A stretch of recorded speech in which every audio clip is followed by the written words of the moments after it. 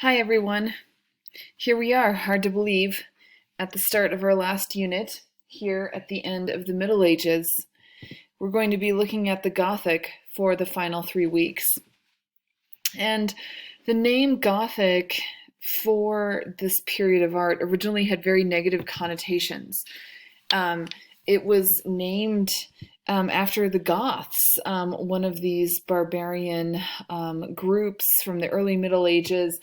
And Renaissance artists and scholars said, they kind of disparagingly looked at the Middle Ages as this annoying gap between them and classical antiquity. And they said, well, this is the work of Goths. And so that name Gothic stuck. But what we see here is a kind of unified style that we have not encountered yet before. Gothic emerges around 1150 near Paris. And within 100 years, the Gothic spreads all over Europe and lasts for almost 400 years. Within its day, of course, Gothic architecture was not referred to as such, but it was called opus francigenum, or French work, in recognition of its origin. And so we're going to look at this area here around Paris. We're really going to start in Saint-Denis, right outside of Paris. This is really the nexus of Gothic. It spreads first to England, across the Channel, into Germany, Italy, the Iberian Peninsula, and beyond. We see Gothic style not just in cathedrals, but in parish churches, palaces, market halls, both sacred and secular architecture. And this period is a huge building boom for a number of different reasons. Financial stability, civic competition, the idea of, if the neighboring town builds a fancy new Gothic cathedral, then you have to one-up them. You have to build something that is more spectacular in this new modern style. And we also see the importance of the cult of the Virgin. Marian devotion, or devotion to Mary, is on the rise in the late Middle Ages. And this coincides with this Gothic building boom, such that we have a number of cathedrals that are dedicated to Our Lady, or to Notre Dame. The major characteristics of Gothic architecture are pointed arches as opposed to those Romanesque round arches, although we also know that story of the pointed arch is a little bit more complex. We're going to see ribbed vaulting, tracery windows, flying buttresses, and stained glass, and all of those elements are really inextricably intertwined with each other. In terms of the political context, we're going to start in France. And this is when we're looking at the Capetian dynasty, Capetiin. The Capetians ruled France from 987 to 1316. And that is a long period. That's a huge period of time for one dynasty. It was the Capetian kings brought more power and prestige to the throne. They also were great patrons of art, and that really begins with the rebuilding of the Abbey Church of Saint-Denis.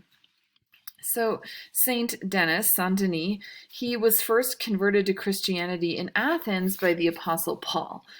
After Paul's death, he goes on a mission to Gaul, present-day France, to convert the pagans to Christianity there.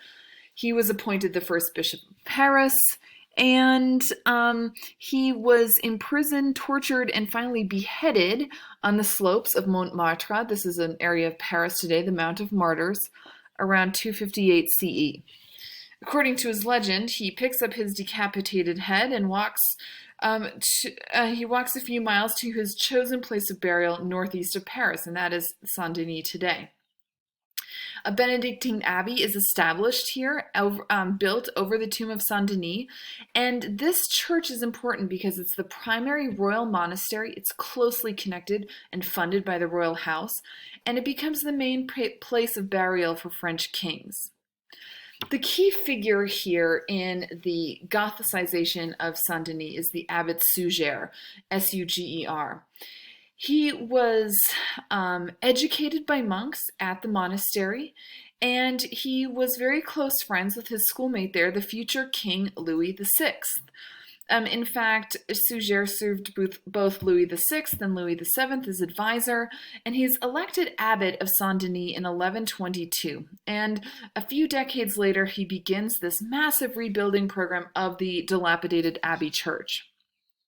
What we're looking at here is we're looking at an early Gothic facade and the kind of building phases here in the map. So you can see this earlier kind of more simple cruciform kind of Carolingian era church that had an expansion out here in the East End in the 9th century. And then what we're looking at here finally is this massive Gothic expansion that completely reconceptualizes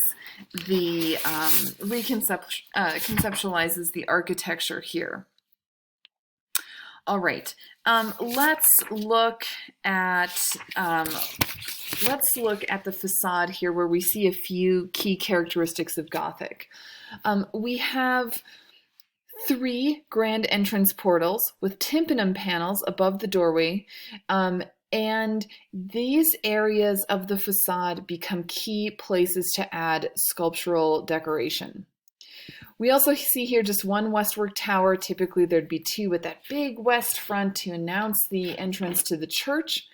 And at Saint-Denis, we see a fairly small rose window with pairs of lancet windows. But what happens over the Gothic is that the use of stained glass becomes quite prominent. And so we see less heavy masonry and more stained glass taking up the facade of the church. Here we're at just the very beginning. Now, what makes this use of stained glass possible? It's the structures that we see on the outside of the building. And what we're looking at here are these buttresses that are perpendicular to the side nave wall. And those buttresses are counterbalancing the downward and outward thrust of all of that heavy mass of the roof and the vaulting above. Those walls, then with that, the help of the buttresses, those walls can be opened up to stained glass windows, and it creates this really stunning effect on the inside. Let's see, do I have a picture of the nave? No, I don't. Well, actually, let's look at this stained glass window here. You can see how these stained glass windows create this kind of otherworldly or ethereal lighting effect. And we're just looking at one window from the choir of Saint-Denis. So this is the East End here, that Suger actually talks about in his memoirs. We have his own recollection of the history of this rebuilding campaign, which is a really key primary document for us today to understand that Gothic was really conceptualized from the beginning as something new, something different. Suger knew that he was making a historical contribution here to really think about this as an entirely new way to formulate sacred building.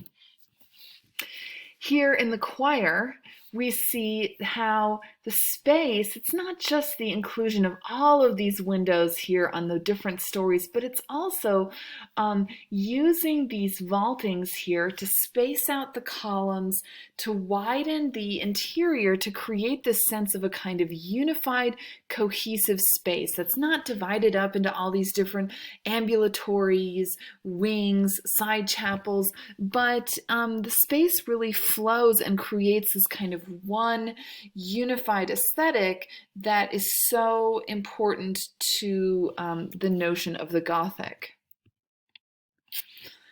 Now, Saint-Denis really is a project that is a rebuilding, and Saint-Denis itself never becomes fully Gothic. In other churches, though, this kind of next generation, we're going to see a completely kind of Gothic vision. And those 3 churches are Chartres, Notre Dame in Paris, that tragically burned about a year ago. Some of you might be familiar with that recent story. And then also the Cathedral of Laon in France, Laon. And I think I'm going to stop this video right here before we then pick up with these other churches.